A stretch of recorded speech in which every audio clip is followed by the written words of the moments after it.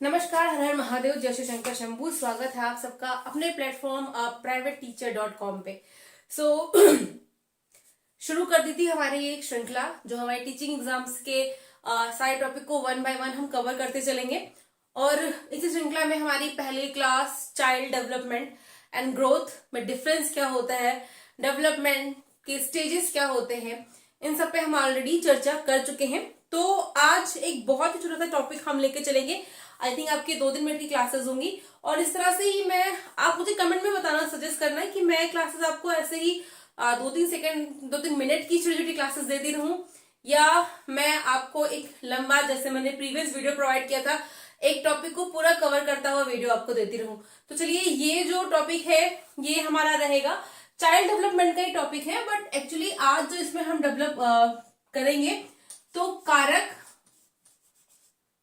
जो प्रभावित करते हैं विकास को, किसको? जो प्रभावित करते हैं विकास को। ठीक है, इंग्लिश में अगर हम बात करें तो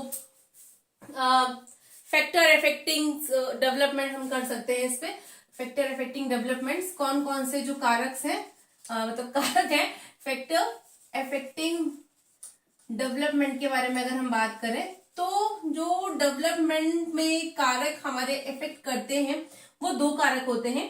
एक हम कह सकते हैं जिसे वो है हमारी हेरिडिटी, और दूसरा हमारा होता है वातावरण, that is known as environment. Is it clear? Heredity को हम आनुवांशिकता कहते हैं। क्या कहते हैं? आनुवांशिकता कहते हैं। और वातावरण क्या है? वातावरण का तात्पर्य होता है हमारा, ये आप कह लें, एनवायरमेंट का। अब मुझे लग रहा है कि शायद क्लास थोड़ी सी और मैं लंबी ले जाऊंगी, 5 मिनट चली जाएगी क्लास आपकी, 5-6 मिनट की। I think no issues in that. Class कितनी लंबी जा रही है, मैटर इज दैट कि आपका जो टॉपिक है वो क्लियर होना चाहिए। तो फैक्टर अफेक्टिंग डेवलपमेंट या कारक जो प्रभावित करते हैं विकास को, तो 2 कारक हैं जो हमारे विकास को प्रभावित करते हैं, जो कि पहला है हमारा हेरिडिटी, दूसरा है एनवायरमेंट। हेरिडिटी हिंदी में अगर हम बात करें आनुवांशिकता, यानी कि माता पिता के वो गुण जो हमें मिलते हैं उन्हें हम क्या कहते हैं? उन्हें हम आनुवांशिकता कहते हैं। सपोज मेरे घर में मेरी माँ और मैं अगर अपने मैटरनल साइड को देखूं तो उनकी फिजिक जो है ना वो चौड़े होने वाली है, हम लोग थोड़े से चौड़े वाले हैं। तो अब मम्मी हमारी शॉर्ट हाइटेड है पर उनकी फिजिक मोटी है, वो मोटी होने वाली है। तो हम 3 बहनें, भाई एक हमारा है, हम चारों बच्चे घर में, जैसे भी अब तो बड़े हो चुके हैं, हमारी सबकी ये हेरिडिटी हो चुकी है कि हम फैलते ही फैलते हैं। मतलब हमारे बगल से अगर हवा भी निकलेगी ना तो लग जाएगी और हम तुरंत मोटे होते हैं। तो ऐसी कंडीशन में हमें खुद को शेप में रखने के लिए बहुत कुछ करना पड़ता है, और जो नहीं करता वो फैल जा रहा है। अपार्ट फ्रॉम दैट, पिता की तरफ से हमें हेरिडिटी मिली है कि सब, मेरे पापा की हाइट अच्छी है, तो हमारे घर में ठीक है, हम बहुत लंबे नहीं है, बट फिर भी एक जो औसत हाइट होती है 5 फुट 6 इंच मेरी हाइट है। एक लड़कियों के हिसाब से देखी जाए तो ठीक ठाक हाइट है मेरे घर में। हम 3 बहनें हैं, तीनों की हाइट ऐसे ही 4 से 5-6 के बीच में ही हम तीनों की हाइट है। पापा मेरे अच्छे खासे 5 फुट 11 इंच के लंबे हैं, भाई मेरा 6 फुटा इंसान है। तो हमारी हाइट जो गई है हमारे पिता पे गई है, हमारा मोटापा हमारी माता पे गया है। अब हमारे घर में ना हम सबको एक बीमारी है। बीमारी क्या है कि हमारे पिताजी के पैर में रात में झटके लगते हैं। तो हम सबके भी रात में ना जब सोते हैं, कितने भी रिलैक्स हो, कुछ भी काम ना किया हो, रात में हम जब बिस्तर पे जाते हैं फिर वो आप 12 बजे जाओ, 9 बजे जाओ, 3 बजे जाओ, जितने बजे आप बिस्तर पे जाओगे झटके लगने शुरू होते ही होते हैं। तो ये सारे जो गुण हमें मिले हैं ना, ये हमें कैसे मिले हैं? हमारे माता पिता के थ्रू मिले हैं। कैसे मिले हैं? हमारे माता पिता के थ्रू मिले हैं। तो जो माता पिता के थ्रू हमें गुण मिलते हैं उसे हम कहते हैं हेरिडिटी। क्या बोलते हैं उसको? हम हेरिडिटी कहते हैं। जैसे कि अब हमारी जो जेनेटिक्स है, हमारे माता पिता, हम इंडियन है तो सांवले गोरे का कॉम्प्लेक्स है, तो हमारे घर में जो भाई बहन है सांवले गोरे ही पैदा है, कुछ गोरे है, कुछ सांवले है, कुछ काले हैं, इस टाइप के घर में है। अब अंग्रेज जो होते हैं, देखो अंग्रेजों क्या क्या होता है कि उनके बच्चे दूध जैसे सफेद गोरे पैदा होते हैं, क्योंकि वो वातावरण का भी प्रभाव है और माता पिता का भी प्रभाव है।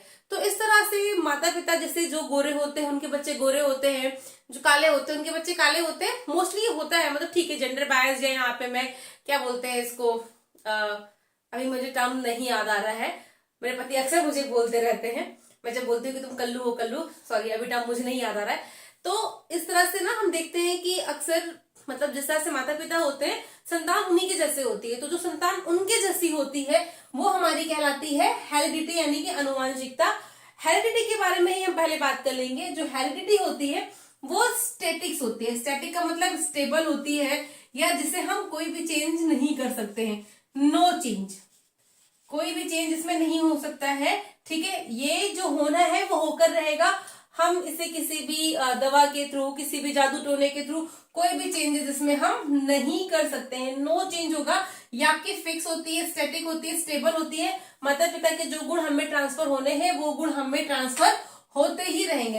अगर हम बात करें हमारे वातावरण की, तो ऑब्वियस सी बात है हमारी सराउंडिंग, जिस तरह से हमारे आसपास का वातावरण होगा, या कह लें कि जिस तरह से चारों तरफ हमारे एक माहौल प्रदान किया जाता है बच्चे को, बच्चा उसी तरह से होता है। जैसे कि सपोज मान लीजिए पूर्वांचल का एक बच्चा है। मैं अगर बात करूं, सपोज अभी मेरा जो ससुराल है, we belong from Purvanchal side, but मेरा जो बच्चा होगा तो जाहिर सी बात है वो देहरादून में रहेगा, वो यहाँ की लैंग्वेज वो सीखेगा। क्योंकि देखो उसके घर के लोग भले ही भोजपुरी बात करेंगे, बट बच्चा जो होगा वो देहरादून में पैदा होगा, वो देहरादून में रहेगा, तो वो अपने घर की चीजों को नहीं सीखेगा। मतलब वो पैदा होते ही भोजपुरी लैंग्वेज में बात नहीं करना शुरू करेगा, या वो मेरी घर की लैंग्वेज अवधी लैंग्वेज नहीं लेगा। वो यहाँ पे पैदा होगा तो वो खड़ी लैंग्वेज का यूज करना शुरू करेगा, क्योंकि बच्चा जिस इन्वायरमेंट में रह रहा है, उसको जैसा माहौल मिल रहा है वो उस तरह से बनना शुरू हो जाएगा।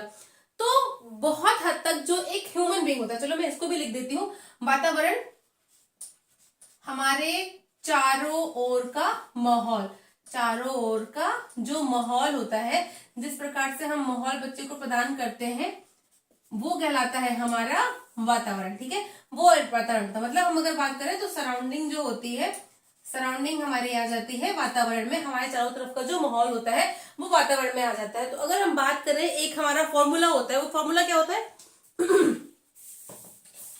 फॉर्मूला हमारा होता है जिसे हम कहते हैं कि development equals to heredity into environment. Development equals to heredity into environment, या फिर हम कह सकते हैं कि ह्यूमन बीइंग, यानी कि जो एक मानव है, मानव किसका प्रोडक्ट है? मानव प्रोडक्ट है आपकी हेरिडिटी और एनवायरनमेंट का। H for heredity, E for environment. Hindi में लिखे तो विकास, विकास हमारा प्रोडक्ट है आनुवांशिकता का और वातावरण का। अगर कोई कहे कि नहीं हम पे वातावरण का प्रभाव नहीं पड़ रहा है, हम पे सिर्फ और सिर्फ आनुवांशिकता का प्रभाव पड़ रहा है, तो ऐसी कंडीशन में हमने मूवीज में देखा होगा, अक्सर जो जुड़वा बच्चे होते हैं मूवीज में ही बिछड़ जाते हैं। और बिछड़ने के बाद एक बच्चा जो माँ बाप के पास रह गया, जो अमीर है, उनकी परवरिश और उस बच्चे का रहन सहन खान पान एकदम अलग हो जाता है। और वो बच्चा जो बिछड़ के जंगल में चला गया, उसकी एक अलग ही डेवलपमेंट होता है। तो जो इंसान है वो, उसका विकास, उसका डेवलपमेंट हेरिडिटी और एनवायरनमेंट पे दोनों पे निर्भर करता है।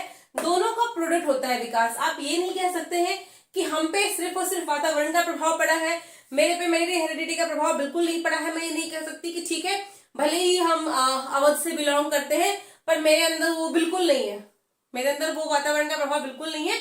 मेरे पिताजी तो लखनऊ में रहते थे और हमेशा खड़ी बोली में बात किया, बड़ी सोफिस्टिकेटेड थे, तो मैं बड़ी सोफिस्टिकेटेड हूँ। ऐसा नहीं है, बिल्कुल ऐसा नहीं है। क्योंकि मैं कहीं पे भी रहूं, मेरे अंदर ना जो मेरा वातावरण था, जहां पे मैं थी, वो छाप आ ही जाती है। कहीं ना कहीं मैं कितना भी सोफिस्टिकेटेड होके बोलूं, मेरे अंदर वो यूपी वाली टोन आ ही जाती है। तो ये मेरे वातावरण का प्रभाव मेरे ऊपर पड़ा है, जिससे कि मेरे टोन में कहीं ना कहीं वो यूपी वाला टच आ ही जाता है। और अनुवांशिकता का भी पड़ा है ना, कि जो हमारे पूर्वज हैं वो अवध से बिलोंग कर रहे हैं, तो उसका कहीं ना कहीं छाप मेरे ऊपर आ ही गई है। तो अनुवांशिकता और वातावरण दोनों ही छाप डालती है किसी भी एक बच्चे के या किसी भी एक ह्यूमन बीइंग के विकास के ऊपर में। हेरिडिटी के बारे में थोड़ी सी बातें और करेंगे और उसके बाद में इस वाली क्लास को यहीं पे समाप्त करेंगे। फिर नेक्स्ट क्लास में हम बात करेंगे जो भी हमें बात करनी होगी, जो भी हमारा टॉपिक होगा। टॉपिक मतलब वही जुड़वा बच्चे के बारे में है, किस तरह से हेरिडिटी एनवायरनमेंट फर्क करती है, इन सब चीजों के बारे में है। तो अभी अगर मैं बात करूं तो जो एनवायरनमेंट होता है ना, एनवायरनमेंट भी दो टाइप का होता है। एनवायरनमेंट भी दो टाइप का होता है। एक होता है इंटरनल, एक होता है इंटरनल, दूसरा होता है एक्सटर्नल। हिंदी में अगर मैं लिखूं तो वातावरण जो है, आप बोलोगे कितनी अंग्रेजीवादी है, लेकिन नहीं, पर हिंदी बोलूंगी तो एक आपका होता है आंतरिक और दूसरा आपका होता है बाह्य। बाह्य मतलब बाहर का, ठीक है, जो बाहर का वातावरण होता है। और आंतरिक जो मैंने यहाँ पे लिखा है वो बात करी है माँ के गर्भ के अंदर, यानी कि जब बच्चा माँ के पेट में होता है तो जिस प्रकार का एनवायरनमेंट बच्चे को मिलता है। लोग कहते हैं ना हमेशा कि प्रेग्नेंट लेडी से कि भाई देखो अच्छा अच्छा सोचो, भगवान का भजन करो, अच्छा खाओ, टेंशन नहीं लो, क्योंकि तुम जो भी सोचोगी तुम्हारी सोच का फर्क तुम्हारे बच्चे पे पड़ेगा।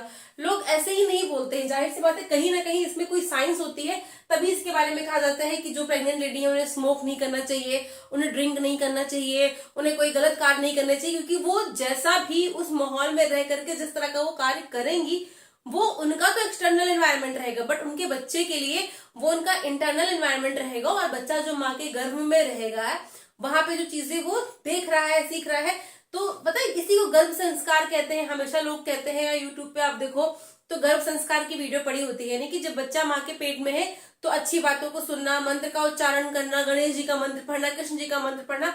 हम हिंदू में ऐसे हैं, बाकी अलग रीजन्स में उनके अलग अलग चीजें होंगी, क्योंकि लोग चाहते हैं कि बच्चा जब माँ के पेट में रहे तो अच्छे संस्कार मिले, जिससे एक अच्छा बच्चा पैदा हो या समाज में एक अच्छा इंसान